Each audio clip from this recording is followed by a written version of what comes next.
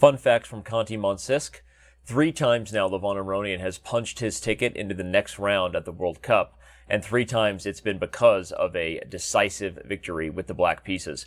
Apparently, the man from Armenia knows how to use the second move, and we're going to take a look at this game against Maxim Matlakov of Russia to learn some things and see exactly how Levon Aronian is getting things done right now from Siberia.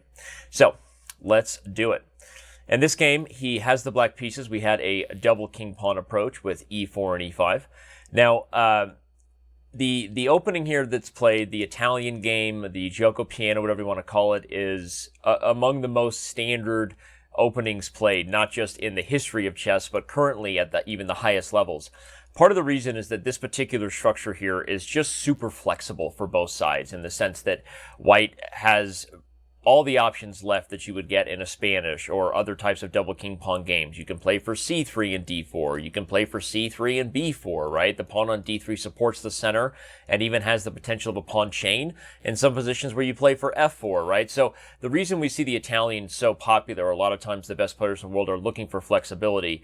But of course, the potential risk in that is that you're also giving your opponent a flexible approach. And if they decide to play some of the most aggressive lines possible, you might be giving them exactly what they want, especially if they're well prepared.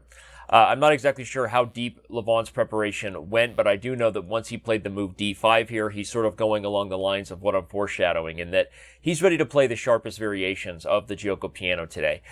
Black, of course, has other options in these positions, including flexible moves like a6 and a5 to create openings to retreat the bishop, playing the move d6 to protect the e5 pawn.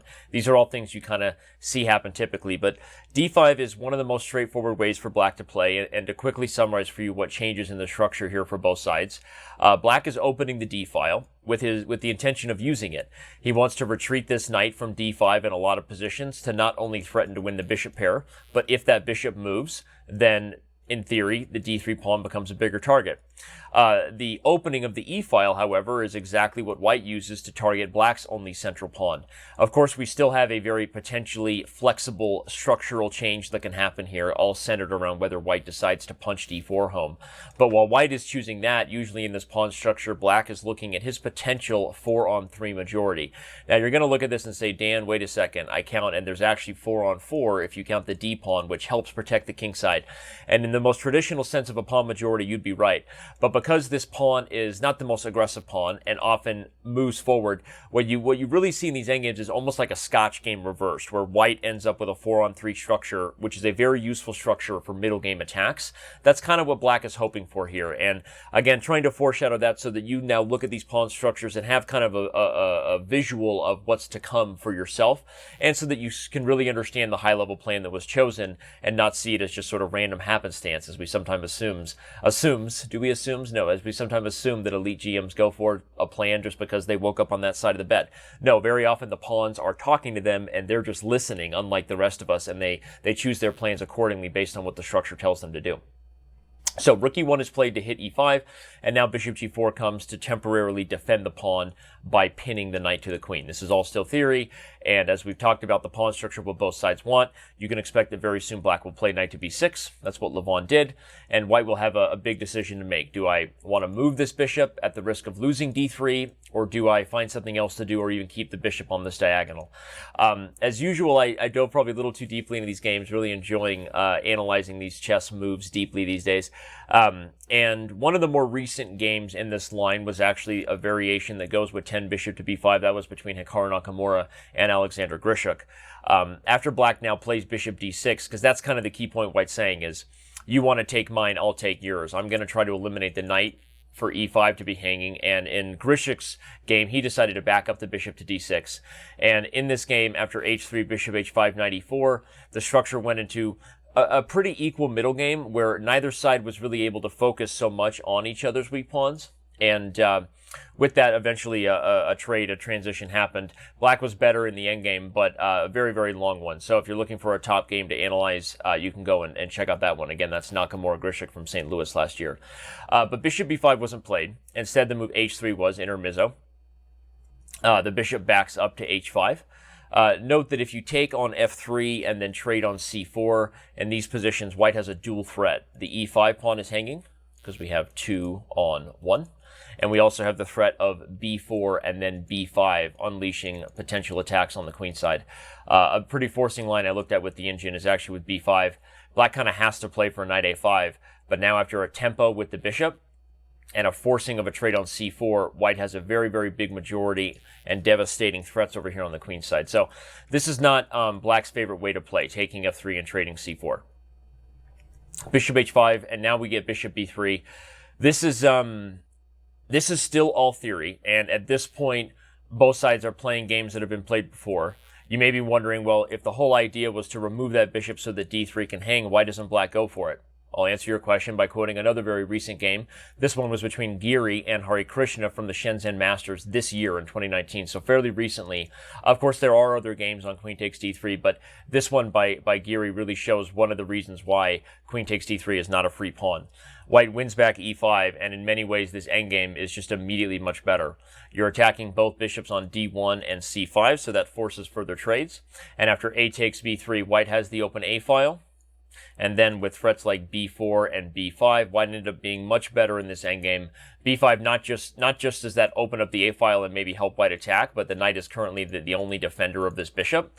And so Giri had an initiative. He quickly brought out this knight, this other bishop to c4, and was much better in this endgame. Again, you can check that out, Giri Hare Krishna from the Shenzhen Masters in China this year. So that's another recent example of why d3 is not just a free pawn. Continuing, trying to give you as much context and advice to our advanced players as far as where they can look deeper. That's why I'm quoting those games. We get the move king h8. And this goes back to the storyline I was already foreshadowing that might happen early on when the structural change happened as early as black playing d5. King h8 has a very, very clear purpose. You're unpinning the pawn on f7. Why? So you can play f5 and have two pawns working together. The thing about a 4-on-3 versus a 3-on-2, quick pawn majority advice.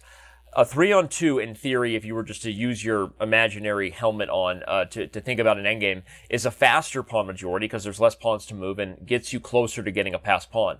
But in a middle game, a 4-on-3 is often the more effective pawn structure because you can advance 2 pawns and your king is still able to find safety behind the other 2 peshki that remain behind. That's not something you can do with a 3-on-2. If you advance 2 of the 3 pawns, this king always has an open diagonal, right?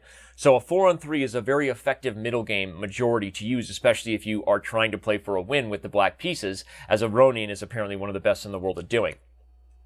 So, after king h8, we get the move knight e4. Again, this has still been played before. And now we reach our first official novelty. Bishop to e7 by Levon Aronian. Again, I'm going to quote a game that is one of the more recent ones, and something just doing some research, always trying to guess, why do these players play what they do? And I try to learn those things when I analyze this. Bishop d6 was played by Anarkiev against, again, Anish Giri. This is a game from 2018, and Anish Giri went on to have an advantage after the move g4, unpinning the knight, bishop to g6, and then transitioning with d4. The key reason why this led to a middle game advantage for white is precisely because the center was opened up, and black didn't have an open d-file to either trade on d4 and isolate the d4 pawn, or to do other things with the queen because white is threatening to win the bishop pair. In this game, Giri actually used the bishop pair very, very well and had a very, very active endgame / middle game. Right here, he's got threats of c7 and knight e6, so Anarkiev had to trade on g5, which he did in a couple moves. And then Giri went on to have a lasting edge with 2 bishops in an endgame where pawns are on both sides of the board. Whenever you're in an endgame with pawns on both sides of the board and an open center, bishop's pretty much always the better minor piece duo. So that was some of my speculation as to perhaps why bishop d6 wasn't Aronian's choice. He played bishop e7. Again, that keeps the d-file open, makes it harder for white to play d4, and avoids white winning the bishop pair. And this moment, I think, is kind of a key moment. It also shows why g4 is maybe not as good, because if we go for these lines where the center opens and you're not winning the bishop pair, among other things, black can make moves like queen d7 and try for f5 and h5, both would sort of pry open at this potentially kind of naked king here, right? And so not what white's going to want. Excuse me, not king g2 either. So instead of g4, white plays knight g3. But this is where I think the preparation is shown, or at least the desire to win with the second move again comes out for Aronian. I really like this move. Rather than the standard way that you always expect these positions to be played, the move bishop g6 makes sense. It targets d3. It's exactly what you're supposed to do in these lines, and usually you're not considering your opponent just giving up the bishop pair. But combining his desire to win with sort of the structural foreshadowing I've been pointing out about what you can do with a 4-on-3 majority that you can't do with a 3-on-2. And Aronian takes on f3 and then plays f5. I'm not making any claims by any means that black is just better here already. What I am saying is that this was a very interesting practical choice by Aronian to kind of put his opponent on the defensive. After a4, he puts the kibosh on all queenside counterplay with a5. And then after d4, rather than going for the move that I first thought would seem natural, you want to play e4, right? And then, of course, you'll continue with your 4-on-3. But if you look at this position, e4 is a move you end up wishing you could have back, because now you can never play f4 without the e4 pawn hanging. The dark squares are about to be blockaded, and then your 4-on-3 is just stuck. And moves like bishop g5, which I analyzed, probably don't help, because after knight h5, you trade and bring the queen out. Again, you're trying to just stop this blockade. White can get away with g3, and there's actually no way to deal with h4, kicking the queen, and sinking this pony on a very, very nice outpost square. So, again, this just seems like it would be a potential edge for white. So, Aronian shows his intention is very, very practical. I'm going to be aggressive. I want to win with black, and I'm not going to let you lock things up. I want f4. He plays f4, and again, I gave both these moves sort of interesting exclamation points in my blog at Chess.com, and again, I'm trying to share all of my hard work and analysis with you if you want to check them out, even though there are some variations that don't make it into these videos, because trying to keep them as short as possible for the YouTube audience. Probably, though, I think white should have played the move knight e2, but you can understand from a practical perspective why you didn't like this, because if black just sits on the majority and you try to trade, at some point, moves like f3 come in, and even if you could argue objectively, white's definitely not taking there, but white can move the knight, for example, and some variations go knight f5 I looked at with the computer. Even if you could argue objectively white is actually doing okay, it's a very, very dangerous, risky way to play. And you can understand not wanting to sit on those positions as white and trying to punish your opponent. The problem is that kind of plays exactly into black's hands, who's trying to get a victory with the black pieces. Knight h5 was played, and after g6, we have our truly critical moment, where if you were going to call Aronian's bluff on this very aggressive pawn structure advance, the 4-on-3 I've been talking about, now was the time to try to find an accurate move. Matlakov played the move d takes e5, which ended up sacrificing a piece and ultimately was unsuccessful. We still got a lot of instructive things ahead, though, so stick around for it as far as how Aronian converted. But I think the move d5 would have been a totally different story. Analyzed it for a long time. The very simple point is if you take me, I take you, and your pawn structure is completely falling apart and your king is wide open. So that's kind of not an option. That means you have to move the knight. And if you do, I think one of the key lines that might have been underestimated or missed by Matlakov is that you can take on e5. And that if you play knight d7, white can actually sacrifice the exchange and get a full 2 pawns for it, because g5 doesn't win a piece due to the queen e2 intermezzo. It unpins the knight and offers a queen trade. If white trades, I looked at lines like this, I'm threatening to win a 3rd pawn for the exchange, and if you play h6, bishop e3 comes in, with another bishop coming to this diagonal, a very, very big pawn majority here. I think white is actually just clearly better despite the exchange sacrifice. So whether he just didn't want to sacrifice the exchange, whether he overestimated that idea, bishop d6 was another move he maybe was speculative about. But even here, if rook e6 takes and c4, a lot of variations show that white actually has a very, very dangerous attack, and perhaps this wouldn't have been as good for Aronian. That would have taken a lot of guts, though, for white to play for. And perhaps he felt that d takes e5 was a clearer way to at least try to get an attack. Problem is, after takes, queen takes, and then the very, very strong move, queen to d3, black is up a piece, and with this pawn on f4, how are you developing your queen side? You can't go to d2, you can't go to e3, you can't take f4. Because of that, white played bishop f7 to disconnect the rook from protecting f4, but Aronian seized his practical opportunity to simplify the game. It should be noted that I think even moves like rook a to d8 are probably okay, and black can still defend even if f4 falls. But I have to commend Aronian, even though the engines didn't like it, for just seeing the simplification opportunity and the practical idea of really just taking the wind out of white's sails. He takes on f7, plays rook f8, and forever says, no, I'm going to hold down f4, and you're not going to develop the queen side. I've got 2 pieces for the rook. I don't need to be up a piece. I've got a couple of minors for your rook on e1, and I think I'm going to outplay you and be better. Much prefer black, even if objectively, mathematically, engines say that white is, maybe okay. This is a position that's much easier to play for black. Bishop c5 started threatening things like queen g3 because the f2 pawn is pinned. White sort of panicked here and offered a queen trade. And in the endgame, the knights are definitely going to outplay the rooks, especially with so many weak pawns on the board. And that's what happened here. Rook f5 was played. Rook e4. We traded e5 for f4. But black shows discipline here rather than taking on f3 and allowing king g2, which would have given white kind of an initiative in terms of gaining time. Maybe eventually I get check and c7 falls. So that's not what you want. Instead, black just coordinates, which is a very good lesson. Again, I've said this many times in my videos on Chess.com, if you're a Diamond member, or I've said this in a lot of my streams. Very often in unbalanced material positions, it's not the points that matter, it's coordination and the initiative. So don't fall victim to grabbing small amounts of material and giving your opponent tempi and time to coordinate. Because what a rook wants is very different than what minor pieces want. Minor pieces want coordination, the ability to work together on weaknesses. Rooks want open board chaos where they can flex their muscles and how powerful they are. So bishop d6 is just a good example of keeping the files closed. I want to get my other knight in the game, and I'm going to be practical in my approach. And that's what Aronian does.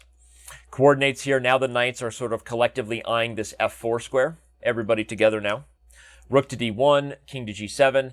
And finally, I would say right here, not to paint a total picture that white was dead already, the engines line probably would be suggestive of the right way to try to hold. That would be to actually take on d6 to create a weak pawn, which kind of makes sense. And now you can't play c4 right away to move the knight and take it, because you're in check. And that would be no good. The knights are coordinating. But you can play the move king f1, which would have been a hard human find. You're pointing out you can't take f3 because your knight's hanging. So in the meantime of you trying to defend that knight, I get c4 and you move it and I win d6. If you move the other knight, like even to attack my rook, I go to e6, and now when you save the d-pawn, my rook swings to the queen side, and you've got some sort of race going on now where I'm going to win yours while you're winning mine. I think this is what Matlakov could have done. Again, this is a computer line that's hard, I think, for humans to find, but that might have been the right approach. And the one objective human criticism I could give is when you have the rooks, you do have to look to create pawn weaknesses for them to target as well, and not just wait for the knights to coordinate. So even though it's an engine line that Matlakov missed, I could argue that maybe he should have found that approach of taking and looking for an opportunity to create some weaknesses that he did not find. So h4 played instead, and now when the king eventually gets over, you don't have the time anymore to take on d6. Aronian maybe even could have played bishop e7 if he wants to completely eliminate this idea, because there was one last trick Matlakov had that he didn't find. After knight f6, he could have taken d6, due to the fact that taking here, I take with tempo, and black is actually ends up being losing or much worse in this endgame. So whether he didn't see that tempo that he could have found intermezzo after knight f6 by taking d6, or if he'd already kind of missed that trade, I don't know, but I do think it's why Aronian most accurate would have been bishop e7. He doesn't find it, but neither does Matlakov, and after the rook moves, we get a transition where black's pieces really come to life here. The knights are just kind of torturing the rook. Now there's a double attack on f3 and d4, and as the trades happen and black breaks through, this becomes harder and harder for white to hold. Probably king g2, rook e3, and not playing g4 is better. g4 is a move you end up wanting back because it opens up more squares for your knights. But it's really hard for me to criticize white's position here with threats like knight e4 coming, hitting the rook in g3. I think from a practical perspective, black is probably already winning, even though g4 definitely didn't help matters. King e7 is played to stop things like rook d7. The rook comes to f2, and after knight e4, rook f5, time pressure set in because that was a blunder. And as one famous Norwegian World Chess champion would say, Forktown, population new.